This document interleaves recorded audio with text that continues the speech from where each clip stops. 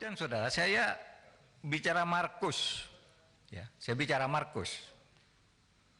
Ini tadi saya akan dipotong bicara Markus. Di DPR itu pernah terjadi peristiwa tanggal 17 bulan 2 tahun 2025. Namanya peristiwa Ustadz di Kampung Maling.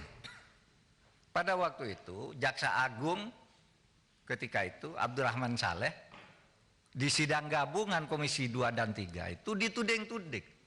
Saudara jaksa baik sekali, tapi saudara seperti Ustadz di Kampung Maling. Di kejaksaan tuh kotor semua. Ini ada, nanti di googling aja, di googling. Peristiwa itu jelas. Lalu jaksa-jaksa marah, kurang ajar kamu katanya kepada anggota DPR. Kurang ajar kamu. Kami dianggap maling, ini dianggap ustadz. Kamu kalau ngurus-ngurus perkara, habis marah-marah gini ngurus perkara. Nitip pejabat, nitip ini. Itu kan tadi saya katakan begitu. Tapi terus dipotong. Bukan DPR sekarang, DPR yang lalu. Saya tidak begitu bodoh menyebut DPR sekarang, meskipun misalnya aja enggak mungkin dong nyebut. Disebut tapi, aja, Prof. Kalau ada justru disebut aja. Kenapa? Kalau ada terus disebut. Enggak, begitu bodohnya saya nyebut orang. Jadi perkara juga. Sudahlah, nanti kan ada aparat penegak hukum. Saya siapa? Tadi kan saya bilang dulu. Bahkan saya nyebut Pak Beni mungkin waktu itu ada, karena waktu itu sidang gabungan Komisi 2 ke Komisi 3. Pak Jaksa Agung dituding-tuding, wah kejaksaan Pak Abdurrahman Saleh itu Ustadz di Kampung Maling gitu loh. Lalu ribut, siapa yang ribut tuh?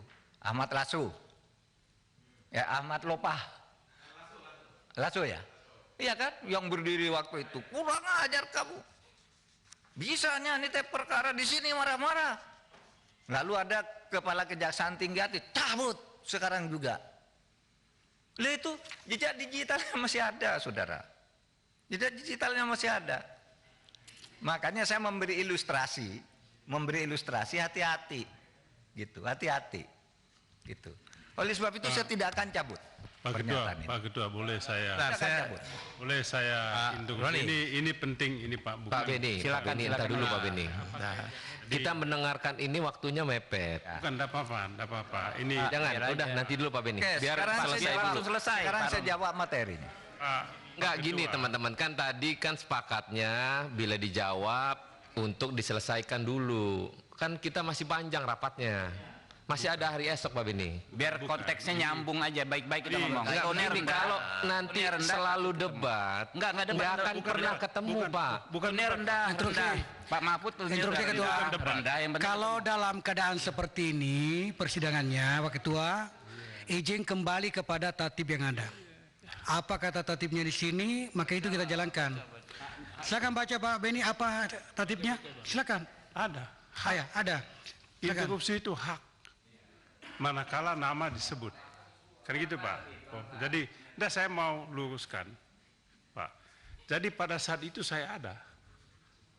Kalau Prof Mahfud masih ingat, saya yang menyampaikan Ustadz di Kampung Maling. Sudah itu disambung oleh Anhar Nasution. Ketika Anhar ngomong begitu, jaksa-jaksa pada naik pitam. Waktu itu saya masih ingat betul disampaikan, kalau Anda yang ngomong saya tahu, tapi kalau yang ini yang ngomong kami tidak terima karena apa? Ya itu tadi yang disampaikan oleh Prof Mahfud. Saya ceritakan apa adanya. Jadi bukan mau kemah-kemah supaya jangan ada miskomunikasi. Yang kedua Bapak Ketua Pak Mahfud, mungkin yang tadi soal itu adalah statement Pak Menko tidak dalam konteksnya. Ini yang jadi soal. Jadi ketika Pak Menko mengatakan anggota DPR banyak jadi Markus, memang sangat sensitif. Jadi maklum saja kalau kemudian banyak reaksi begitu. Jadi kalau tidak dijelaskan dalam konteks, ini kan potong-potong Pak. Ini saja di Twitter saja dipotong-potong, banyak anggota DPR jadi Markus kata Pak Mahfud. Ini kan jadi enggak itu saja Pak. Oke. Jadi supaya kita tidak ada. Terima kasih banyak. Kalau judul berita Pak, kita Wah, saya aja digambar di borgol Mahfud ditangkap KPK, apalagi cuma judul kayak gitulah, tiap hari ada judul-judul. Ya, baik. Terima kasih. Jadi mohon dimaklumi, saya tidak bisa mencabut pernyataan itu karena sejak tadi saya bilang dulu pengalaman saya sama Pak Beni kan gitu, tadi saya bilang lalu dipotong, nggak boleh sebut sekarang, gimana? Gitu. Maka saya bilang kalau interupsi terus ya nggak bisa dong. Gitu.